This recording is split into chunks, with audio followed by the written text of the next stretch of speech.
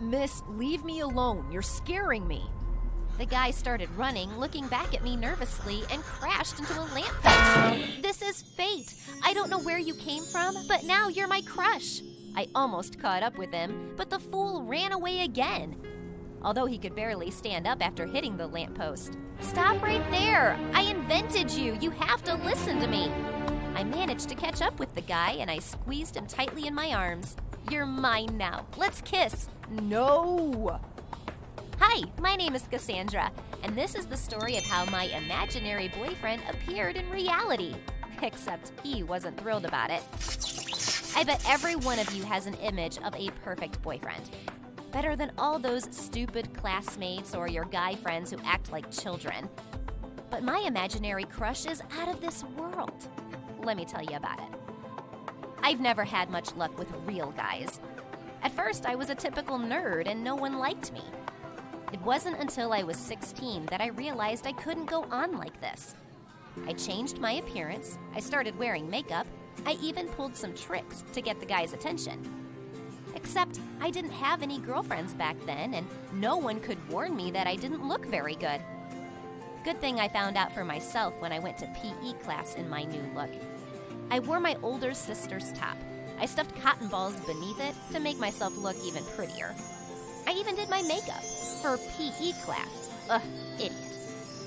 At the beginning of class, I enjoyed watching the guys' reactions, and the girls in my class were unpleasantly surprised.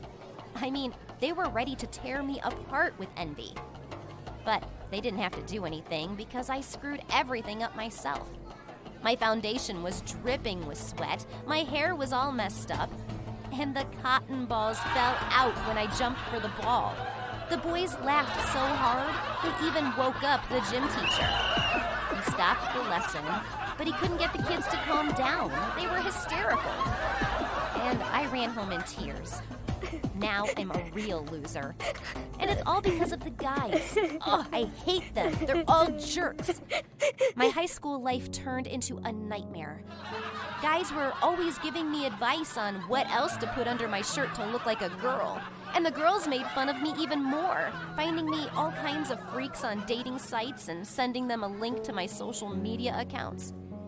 And on the day I got really sick of it all, he appeared in my head. Perfect Crush Caleb, straight out of the Netflix series. I imagined him comforting me, treating me nicely, complimenting me. I just loved daydreaming and imagining my boyfriend in detail. And he was so real to me that I decided to pretend he really exists. I told one of the girls about him, who wasn't still too embarrassed to talk to me. And I was so convincing that she believed me. Everyone started talking to me, and Gloria even agreed to be my friend. Now I was like everyone else, because I had a boyfriend. You're going to say I'm out of my mind. And you'd be right. But I didn't care. I had my favorite Caleb. Cass, you are so lucky. Gloria listened to my dating stories with excitement. Where did you find such a perfect guy? I would give anything for a guy like that. Oh, Gloria, it was destiny. I was walking out at night and I got caught in the rain. The road was wet and I got hit by a car. I flew right into a pack of angry dogs, which belonged to a dangerous criminal. He, by the way, is being chased by the intelligence agencies all over the world. I couldn't get up and the criminal wanted to capture me, to do terrible experiments on me in his secret laboratory. What happened next? Gloria clenched her glass. And then Caleb showed up. Like a lion, he scattered the vicious dogs and disarmed the criminal. Wow, how did he even end up there? Gloria opened her mouth in surprise. I can't tell you, it's a state secret. He won't tell me himself. Anyway, and then he took us by helicopter to his mansion and he cooked us a fancy dinner. He cooked it himself? Yeah, he's cool and he lives on his own already. A little later, we sat in the hot tub, and then he played me a song on the piano that he had composed. And then Caleb took me home and gave me a book he'd written. Joan Rowling herself thought his novel was great. There you go. With every word I said, I fell more and more in love with Caleb. He seemed so cool. I was ready to make a deal with a higher power just to make him real. I especially wished for it when the girls became suspicious that Caleb didn't exist. I don't know what made them doubt it. Maybe the story about how he was on a TV show and said he was going to help me become an actress too. Or that he would soon be on the Forbes list and that he was going to buy me a house by the sea. I was afraid everything would fall apart, that I'd be laughed at, that I would have to drop out of school and become a vagabond. But after a few days, a miracle happened. I almost died at first, though. I think my heart stopped. I saw him. Caleb was walking down the street. I ran after him, screaming, and he started running down the street away from me. Well, that's where my story began. Unfortunately, he managed to escape. Of course he did. He's so strong. However, I wasn't about to give up. I started monitoring the place where I saw him, and I was right. Caleb lived in the neighborhood. I was stopped by the police a couple of times, of course, because a girl in the bushes with a camera and binoculars looks suspicious. Caleb, wait! You probably don't remember me, but I invented you. You again? The guy started running, but I was smarter than that, and I cornered him. Caleb, let's just talk. Silly, you don't understand that it's destiny that you're my boyfriend. I pecked him on the cheek and I kissed him. Wait a minute, I'm Marty. You're mistaken. He gently pulled away from me. Oh, please, my jokester. You've always been like that. Come on, come with me. Help! Crazy person over here! Caleb, what the hell are you doing? Okay, you're not ready. At least let me get a picture of you. He tried to run away, but I tackled him, pushed him to the ground, and took a picture, forgetting to turn off the flash on my smartphone. By the time the cops got there, I was gone. I ran to Gloria to prove that Caleb existed. I thought you said his eyes were blue, but these are brown, and his shoulders aren't as broad as you said. Are you sure it's Caleb? Gloria squinted. I looked at the photo and didn't know what she was talking about. There he was, my Caleb. She's just jealous. The flash just makes your eyes look brown. And his shoulders are fine. Are you trying to steal him away from me? Cass, I'm just not sure that you... Gloria hesitated. If Caleb doesn't exist, just say so. I won't laugh, really. We'll still be friends, Cass. After hearing that, I jumped up and yelled at her. She's just jealous of me. Everybody's jealous. I was a loser without a boyfriend, and now I have a real prince. It's okay, I'll show them all. I'll bring Caleb to them. I'll make them cry their eyes out.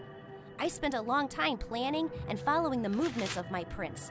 As I watched him, I fell more and more in love, especially when I saw him helping homeless animals. Strange, I did not imagine that about him. Well, never mind. So, when no one was around, I ran up to him. I cuffed myself to the guy's hand with plastic handcuffs. Caleb, don't run. Look, I love you. You came to this world for me. Please come with me. I want to prove to my friends that you're real. The boy looked around, but there was no one there. He had to obey. And all the way there, I told them about how we met, how he courted me, so he'd finally remember everything. Apparently, when Caleb transitioned from my dreams into reality, he forgot all about it. I was lucky. Gloria wasn't alone, but with her friends. Oh, great. Everyone will see. Gloria, girls, this is my boyfriend, Caleb. I hugged him. Help me, the guy whispered and looked at Gloria. Caleb, how cool. Gloria giggled nervously. You are so lucky to have Cass. She's really nice. Marty, I haven't seen you in ages. Another girl came up to us. How's it going at the old school? Marty? Who is Marty? No. And that's when my illusion shattered. My perfect Caleb was gone, and the unpleasant reality took over. Marty was a lot like Caleb, but he wasn't. And when I realized it, I screamed and ran away. I was acting like a crazy idiot. I was hitting on another guy. Oh, I should be in the nut house.